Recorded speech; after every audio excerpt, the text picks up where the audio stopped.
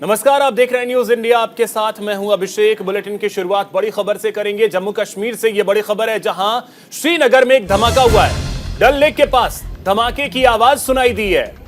Car में धमाके की खबर, कोई हताहत नहीं हुआ है, ये राहत की बात है। तो ये बड़ी खबर आपको बता रहे हैं जम्मू कश्मीर के श्रीनगर से, जहां पे धमाके की आवाज सुनाई दी है। तो डल लेक के पास यह धमाका हुआ है, इसकी जानकारी मिल रही है। यह बड़ी खबर आपको बता रहे हैं। जो यहाँ काम कर रही है, देखिए क्या हालात है यहाँ के।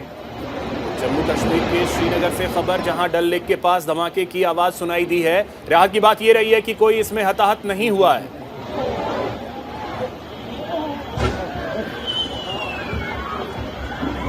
ये बुरा हाल हो रहा है, ये देखो गाड़ियों का, ये लोगों का, ये देखो लोग कैसे भाग रहे हैं। से ये बड़ी खबर, श्रीनगर में डल लेक के पास एक बड़ा धमाका हुआ है, ये जानकारी मिल रही है। अब पुलिस जो है वो मामले की जांच कर रही है। सुरक्षा कर्मी को तैनात भी आप देख सकते हैं। धमाके की वजहों को तलाशा जा रहा है और साथ ही आपको बता दें कि इसमें कोई हताहत नहीं हुआ है, ये राहत की बात रही है।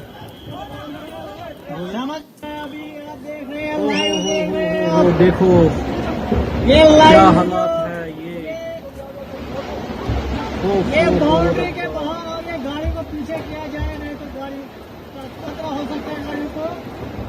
ये पंथियाल होटल CPPL कंपनी जो यहाँ काम कर रही है। एक और बड़ी खबर आपको बता दें, बिहार के नवादा से है, जहां केंद्रीय गृह मंत्री अमित शाह ने जोरदार हमला बोला है प्रदेश की सरकार पर। उन्होंने कहा कि नवादा की ऐतिहासिक भूमि पर आया हूं, 2024 में फिर बीजेपी आएगी। सासाराम से क्षमा मांगता हूं। सासाराम में लोग मारे जा रहे हैं, ये अमित शाह ने कहा है। बिहार में जल्द शांति स्थापित हो। राज्यपाल से बात की तो ललन सिंह को बुरा लग गया, ये बातें अमित शाह ने कही हैं। सासाराम हिंसा के कारण वहां नहीं जा पाया। नीतीश के लिए बीजेपी के सारे दरवाजे बंद हो गए।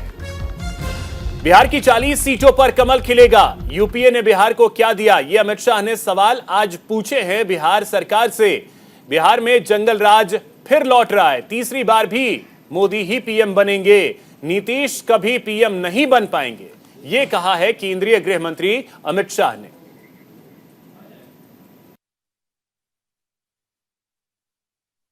मित्रों, आज नवादा की ये ऐतिहासिक भूमि पर जिस प्रकार से जर्रे जर्रे पर आप लोग दिखाई पड़ते हैं, ये बताता है कि 2024 में फिर से एक बार मोदी जी बिहार में सभी की सभी सीटें जीतने जा रहे हैं। नीतीश बाबू, सत्ता की भूख ने आपको लालू प्रसाद यादव जी की गोदी में बैठने के लिए मजबूर कर दिया। हमारी कोई मजबूरी नहीं है। बिहार की जनता के बीच में जाएंगे, जन जन को जागरूक करेंगे और ये महागठबंधन की सरकार को उखाड़ कर फेंक देंगे। मित्रों, मैंने ऐसी स्वार्थी सरकार नहीं जब देखी है। एक व्यक्ति को बैठ जाओ भैया, बैठ जाओ। एक व्यक्ति को प्रधानमंत्री बनना है और लालू जी के बेटे को मुख्यमंत्री बनना है। इसमें बिहार की जनता को पीस रहे हैं। मैं आज लालू जी को भी कहने आया हूं, लालू जी, नीतीश बाबू को आप जानते हो, प्रधानमंत्री वो बनने से रहे, वहां जगह खाली नहीं है। देश की जनता ने तय किया है, तीसरी बार भी नरेंद्र मोदी जी प्रधानमंत्री बनने वाले हैं। वहीं बिहार हिंसा पर नीतीश कुमार ने हाई लेवल मीटिंग बुलाई है। पुलिस को अलर्ट रहने के आदेश दिए हैं। मृतकों के परिजनों को 5 लाख मुआवजे का ऐलान भी किया गया है। उपद्रवियों पर सख्त कार्रवाई के आदेश दिए गए हैं। बिहार हिंसा पर सीएम नीतीश ने हाई लेवल मीटिंग की है। ये बड़ी खबर, पुलिस को अलर्ट रहने के निर्देश दिए गए हैं। ये बड़ी जानकारी आपको दे रहे हैं। मुख्यमंत्री नीतीश कुमार ने एक बड़ी बैठक की है। मृतक के परिजन को 5 लाख रुपए मुआवजे के तौर पर दिए जाएंगे। इसके अलावा उपद्रवियों पर सख्त कार्रवाई के आदेश दिए गए हैं। अफवाह फैलाने वालों पर नजर रखी जाए, ये कहा है नीतीश कुमार ने। 2 गुटों में हिंसक झड़प हुई थी और आपको बता दें कि एक हाई लेवल मीटिंग बिहार के मुख्यमंत्री नीतीश कुमार ने की और इस बैठक में कई अहम दिशा निर्देश दिए गए, जिसमें पुलिस को यह कहा गया है कि आप अलर्ट रहिए। साथ ही जो मृतक हैं उसके परिजन को 5 लाख रुपए मुआवजे के तौर पर दिए जाएंगे। इसके अलावा उपद्रवियों पर सख्त कार्रवाई के आदेश बिहार के मुख्यमंत्री नीतीश कुमार ने दिए हैं।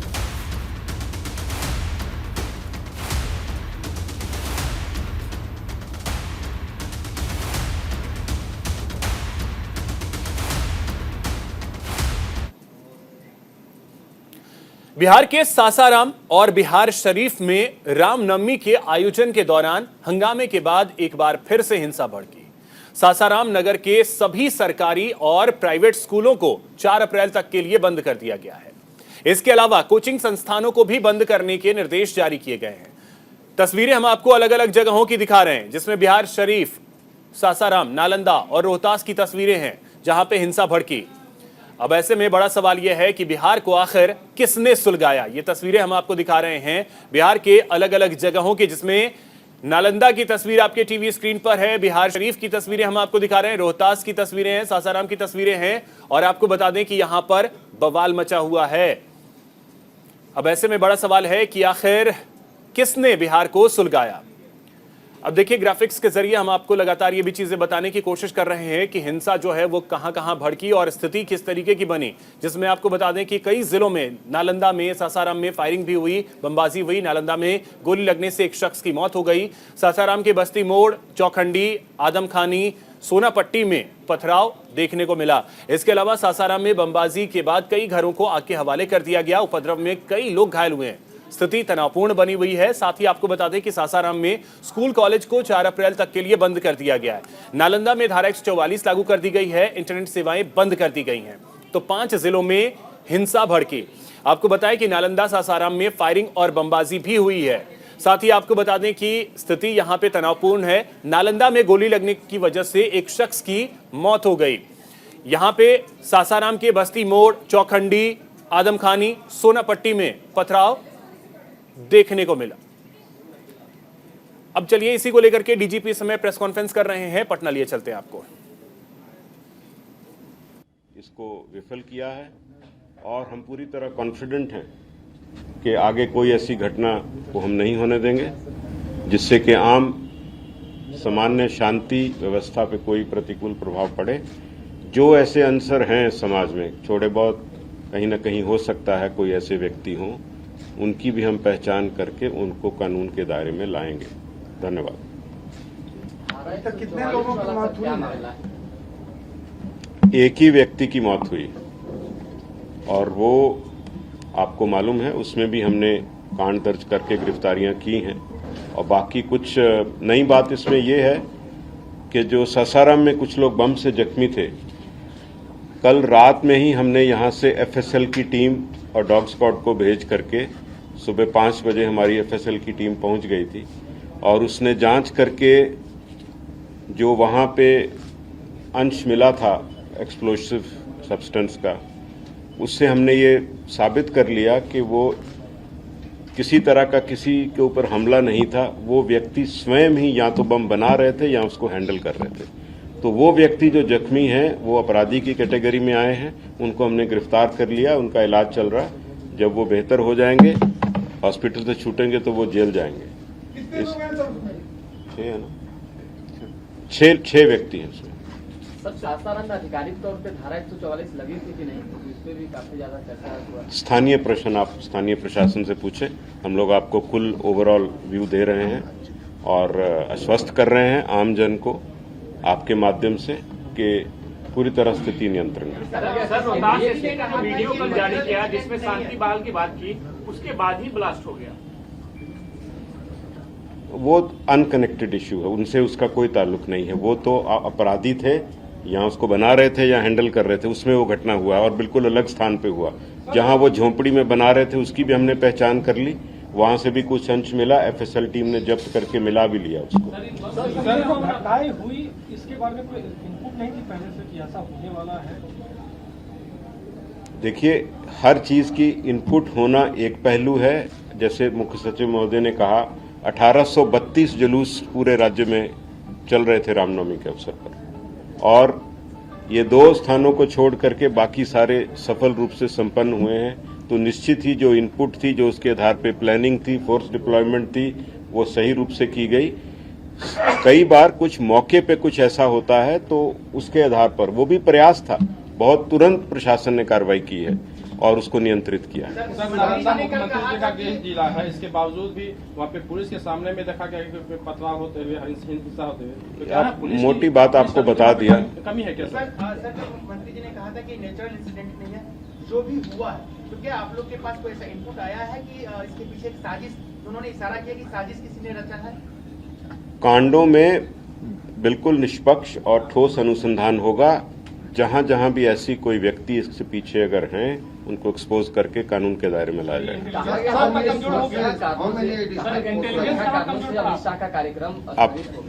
Sir, how many additional forces have been deployed for this, festivities and all this? And second thing, sir, is there any additional paramilitary forces which were asked by? सो रामनवमी के अवसर पर हर वर्ष कुछ अतिरिक्त बल, केंद्रीय बल मांग किए जाते हैं। उसी के तहत इस बार भी कुछ मांग किए गए हैं, और ये घटना के बाद भी हमने कुछ कल रात्रि में भी मांग की थी। उसमें हमको 4 कंपनी और बल मिला है देर रात्रि में, जो आज दिन में पहुंच गया है। सर, क्या बिहार पुलिस सोशल मीडिया पर भी? आपने एक और बात पूछा था। हाँ, I just asked कि was there any specific additional demand from the state government? नहीं, सामान्य जो हम हर रामनवमी के पर्व के समय पे करते हैं, उसी रूप में था। एडिशनल इस घटना होने के बाद हमने कुछ कंपनी मांगी, उसमें 4 रात में मिली। Sir, today we were informed by the Union Home Ministry that तो आप बिहार के डीजीपी को सुन रहे थे, स्थिति की जानकारी वो दे रहे थे। इसी बीच आपको बता दें कि बिहार में जो कुछ भी चल रहा है उसे लेकर के केंद्रीय मंत्री अनुराग ठाकुर और केंद्रीय मंत्री गिरिराज सिंह ने क्या कुछ कहा है, वो आपको सुनवाते हैं। ये कहूँगा कि कानून व्यवस्था जिस तरह से बिहार की चरमराई है, जंगल राज आया है। जैसे लालू राज था वैसे जंगल राज तब भी था, और अब तेजस्वी यादव और नीतीश कुमार के चलते जो जंगल राज आया है, वो दुर्भाग्य है कि बिहार एक बार फिर खराब परिस्थिति की ओर जा रहा है। और रामनवमी के समय जिस तरह से पश्चिम बंगाल में हुआ, कुछ देश के कुछ अन्य राज्यों में हुआ, वो दुर्भाग्यपूर्ण है। ममता दीदी सो रही हैं, एक वर्ग को संरक्षण प्रदान कर रही हैं, और हिंदुओं की जो यात्रा थी, रामनवमी की शोभा यात्रा, उस समय खुलकर जो पथराव हुआ, आगजनी हुई, हिंसा हुई, उसके चलते एक पक्ष लेती रही। वो ये दुर्भाग्य है कि एक राज्य की मुख्यमंत्री के नाक तले, उनके संरक्षण में हिंदुओं पर हमला होता है, और ममता बनर्जी मूक दर्शक बनकर खड़ी रहती हैं। ममता बनर्जी से कंपटीशन में है, वो गजवाए हिंद के रास्ते पर चल रही है, मैं क्यों नहीं। आप केवल कल्पना करें कि मुख्यमंत्री जी की पकड़ अपने जिले पर नालंदा में इतना अधिक है जिसका आप वर्णन नहीं कर सकते। 7 सीट पे कब्जा करते, हर मैंने ऐसा सीट पे, क्या इन्हें पता नहीं था कि रामनवमी का जुलूस निकलने वाला है? हर साल निकलता है। वहाँ मुस्लिम इलाके में जाने पर पथराव शुरू हो जाता है। इनका आईबी, इनका इंटेलिजेंस, इनका सिस्टम क्या किया। और इसी बीच एक बड़ी खबर, गुवाहाटी में दिल्ली के मुख्यमंत्री अरविंद केजरीवाल आज थे और उन्होंने कहा कि असम को भगवान ने सब कुछ दिया, लेकिन इन पार्टियों ने सब बर्बाद कर दिया। आपने पार्टियों को वोट दिया लेकिन धोखा मिला। तो ये बड़ी खबर आपको बता रहे हैं दिल्ली के मुख्यमंत्री अरविंद केजरीवाल जो कि गुवाहाटी में थे, उन्होंने जोरदार हमला बोला है। गुवाहाटी में बोलते हुए उन्होंने कहा कि असम को भगवान ने सब कुछ दिया, लेकिन पार्टियों ने सब कुछ लूट लिया। कांग्रेस को भी निशाने पर लिया, असम गण परिषद को भी निशाने पर लिया और साथ ही साथ बीजेपी की वर्तमान सरकार को भी निशाने पर लिया।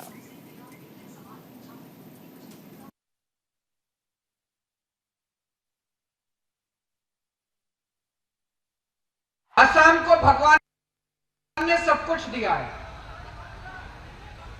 भगवान ने इतने पहाड़ दिए, नदियां दी, इतना पानी दिया, ब्रह्मपुत्र नदी दी, इतना अच्छा मौसम दिया, इतनी हरियाली दी। जब भगवान ने असम को बनाया तो भगवान ने कोई कसर नहीं छोड़ी।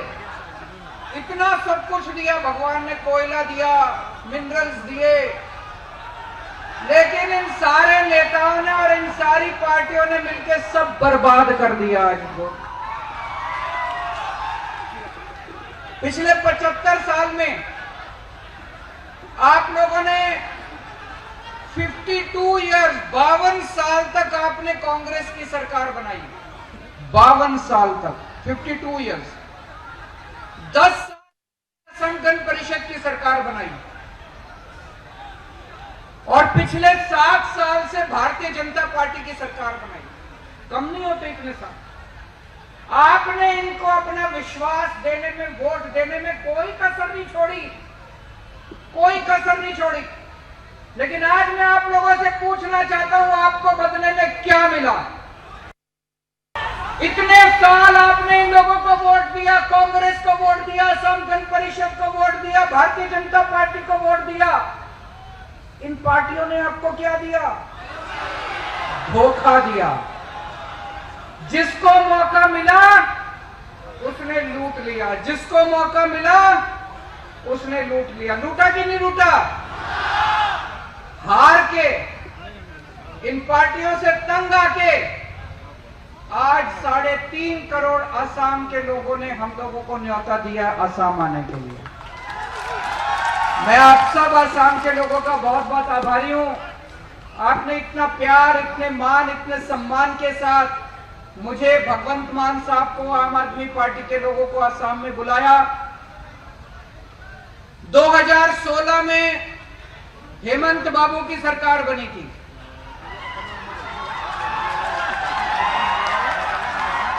2015 में दिल्ली में मेरी सरकार बनी थी, दोनों साथ साथ बनी थी। 2015 में दिल्ली में मेरी सरकार बनी थी, 1 साल के बाद 2016 में हेमंत बाबू की सरकार बनी थी। आज दिल्ली को हमने बदल के रख दिया 7 साल के अंदर। स्कूल, अस्पताल, बिजली, पानी, सड़कें, शानदार दिल्ली बना दी हमने। हेमंत बाबू ने क्या किया 7 साल में?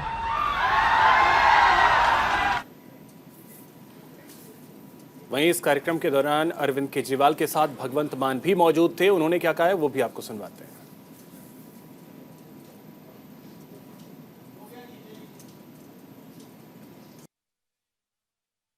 की हड्डी कार्यकर्ता, पदाधिकारी, नॉर्थ ईस्ट की हमारी पूरी टीम, असम की टीम, त्रिपुरा की टीम, अरुणाचल प्रदेश की, मिजोरम की टीम, प्रभारी पदाधिकारी सभी जिन्होंने पर्दे के पीछे रहकर इतना अच्छा अरेंजमेंट किया, उनका धन्यवाद। और सबसे ज्यादा मैं धन्यवाद करता हूं उस शख्सियत का जिन्होंने हमें यहां इकट्ठे होने की एक वजह दी, जिन्होंने पूरे देश की राजनीति को एक नई दिशा और दशा देने का अहद लिया है, जिन्होंने भ्रष्टाचारियों को बहुत ही सख्ते में डाल रखा है और जिनकी कही हुई बात को घर घर अखबार में, टीवी पर सुना जाता है, और जिनकी एक पार्टी जो दिल्ली से चली थी आज पूरे देश में फैल रही है क्रांति, उस क्रांति के उस क्रांति के कन्वीनर श्री अरविंद केजरीवाल जी, जो कि मुख्यमंत्री हैं दिल्ली के और आम आदमी पार्टी के नेशनल कन्वीनर हैं हमारे। और चले इसी बीच बड़ी खबर आपको बता दें, कल सूरत के दौरे पर रहेंगे राहुल गांधी। मानहानि केस में अपील दायर करेंगे। 2 साल की सजा के खिलाफ सूरत कोर्ट जाएंगे राहुल गांधी। सांसदी जाने के 11 दिन बाद कानूनी कदम उठाने की तैयारी में हैं। अदालत ने राहुल गांधी को 30 दिन का वक्त दिया था। मोदी सरनेम मामले में राहुल गांधी को 2 साल की सजा मिली थी। तो आपको बता दें कि अब कानूनी कदम उठाने की तैयारी में हैं राहुल गांधी। सांसदी जाने के करीब 11 दिन बाद अब कानूनी रास्ता अख्तियार करेंगे राहुल गांधी। कल वो सूरत के दौरे पर रहने वाले हैं।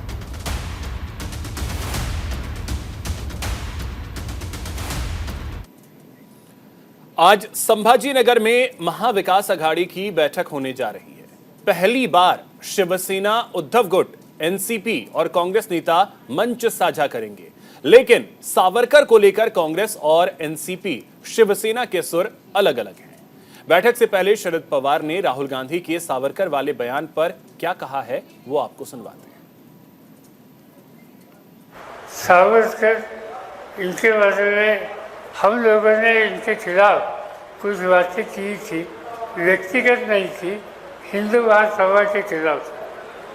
मगर दूसरी एक साइड है कि देश की स्वतंत्रता के लिए जो सैक्रिफाइस सावरकर जी ने किया वह हम नज़रअंदाज कर नहीं सकते। एक और दूसरी 2 बातें जो मैंने फॉलो उनसे आज नहीं वो 30 साल पहले बात की थी, वो फिर करना चाहता हूँ कि सावरकर जी के बारे में हम लोगों को एक बात बहुत पसंद है और वो बात उनका साइंटिफिक अप्रोच।